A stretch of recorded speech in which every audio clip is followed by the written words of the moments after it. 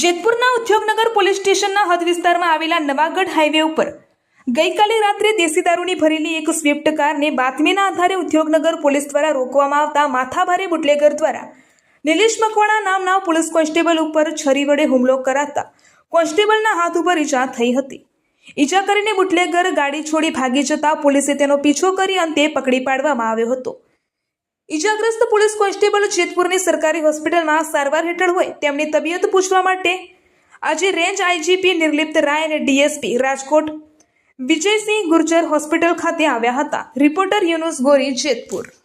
પર હુમલો કર્યો થયો છે, કોને હુમલો કર્યો છે અને આ વ્યક્તિ કોણ છે હુમલો કરનાર, અને ઉદ્યોગનગર પોલીસ છે તે કઈ રીતની ત્યાં બાતમી મળી હતી અને તપાસમાં ગઈ છે। ગઈ રાત્રિમાં લગભગ 10 વાગ્યાની આજુબાજુ જેતપુર ઉદ્યોગનગર પોલીસ સ્ટેશનમાં સર્વેલન્સમાં હેડ કોન્સ્ટેબલ નિલેશભાઈ મકવાણા છે, એને બાતમી મળી કે જૂનાગઢ બાજુથી એક સ્વિફ્ટ ગાડી એમાં દેશી દારૂ લઈને એક બુટલેગર ત્યાંથી આવે છે। આ બાતમી ઉપર પંચો સાથે ઇનિશિયલ પંચનામો કરીને ત્યાં સર્વેલન્સમાં ડી સ્ટાફના માણસો ઊભા હતા। થોડી વાર પછી 11:30ની આજુબાજુ આ ગાડી જૂનાગઢ બાજુથી આવી और રોડ ઉપર બંને સાઈડમાં પોલીસ દ્વારા બ્લોક કરવામાં આવ્યો। આ બ્લોકથી છટકારો કરવાનો આ પ્રયાસ કર્યો। હાઈવે ઉપર રોંગ સાઈડ પણ આ બુટલેગરે ગાડી ચલાવી, પછી એક જગ્યાએ ગાડી ઊભી કરીને ત્યાંથી ભાગવાનો પ્રયાસ કર્યો। આમાં નિલેશ મકવાણા અને બીજા જો સાથમાં પોલીસના માણસો હતા એ એની પાછળ દોડ્યા, ત્યારે એને પકડ્યો તો આ જો આરોપી છે આ છરીથી આ નિલેશ મકવાણા ઉપર હુમલો કર્યો, જેમાં એના હાથ ઉપર ઈજા આવી છે। પછી આને કાબૂમાં કરવામાં આવ્યો, છુટકારીને પછી ભાગ્યો તો બેરીગેટ અને ડિવાઈડરથી અથડી ગયો। એના પગમાં 3 જગ્યા ફ્રેક્ચર થયો છે।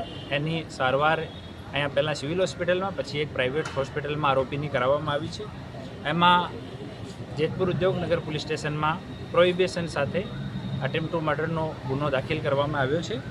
અને આ જો આરોપી છે દિલીપભાઈ શેખવા, એની ઉપર ટોટલ 8 ગુના દર્જ છે। બીજી જો આરોપી છે આમાં જો આ મુદ્દામાલ મંગાવનાર છે રેખાબેન ઉર્ફે ડક્કુ, ડોટર ઓફ લલિતભાઈ વેગડા। આ એના ઉપર ટોટલ 41 ગુના જેતપુર અને અલગ અલગ જગ્યા રજિસ્ટર્ડ છે।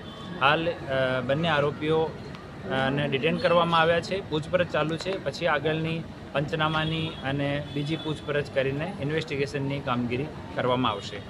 સાહેબ, આરોપી દ્વારા છે ને વડે પોલીસ કર્મચારી ઉપર હુમલો કરવામાં આવ્યો? જ્યારે પકડતા હતા ત્યારે પકડવા ગયો તો બચવા માટે એના પાસે છરી હતી, તો છરી ખિસ્સામાંથી કાઢીને અને જો નિલેશ છે એના ઉપર અટેક કરવામાં। પોલીસ કર્મચારીને કેવા પ્રકારની ઈજા પહોંચી છે?